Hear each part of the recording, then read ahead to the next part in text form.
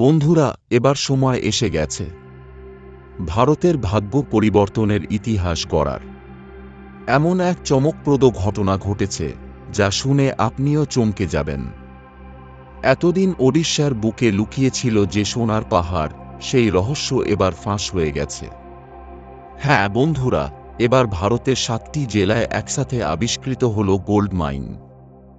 সোনা, ঠিক শুনেছেন, সেই সোনাই যেটা ভারতবর্ষের অর্থনীতির বদল আনতে পারে এক নিমিষেই।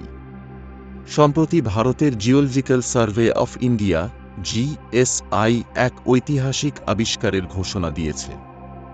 ওড়িশার 7টি জেলায় কেজনঝাড়, ময়ূরভঞ্জ, সুন্দরগড়, কালাহান্ডি, কন্ধমাল, বলাঙ্গীর ও রায়গড়াতে মিলেছে বিশাল পরিমাণে সোনার খনি। বন্ধুরা, শুধু কিছু কেজি নয়, প্রাথমিক অনুমান অনুযায়ী এসব অঞ্চলে রয়েছে প্রায় 150 মেট্রিক টন খাঁটি সোনা। ভাবতে পারছেন, এই এক একটা মাইন যদি পুরোপুরি ব্যবহারে আসে, তাহলে ভারত হয়তো একদিন সোনা রপ্তানি করতেও সক্ষম হবে। এই খবরে গোটা ওড়িশা তো বটেই, এখন সারা দেশের মানুষের মুখে একটাই প্রশ্ন: এই সোনা কি আসলেই ভারতের ভাগ্য বদলাতে পারবে?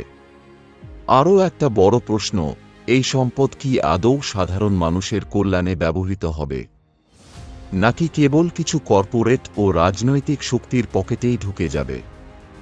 বিশেষজ্ঞরা বলছেন, যদি ভারত সরকার ঠিকভাবে এই খনিগুলোর উন্নয়ন করে, তাহলে স্থানীয় মানুষদের কর্মসংস্থান থেকে শুরু করে গোটা ভারত অর্থনীতির এক নতুন দিগন্তে পা রাখতে পারে।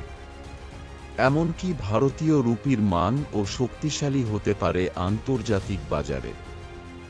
ভারতের বৈদেশিক মুদ্রার ভাণ্ডার হবে আরও সমৃদ্ধ।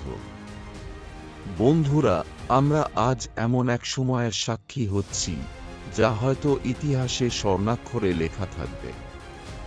এই 7টি জেলার মাটির নিচে লুকিয়ে ছিল যে সোনালী ভাগ্য, সেটাই আজ ধীরে ধীরে উঠে আসছে পৃথিবীর আলোয়।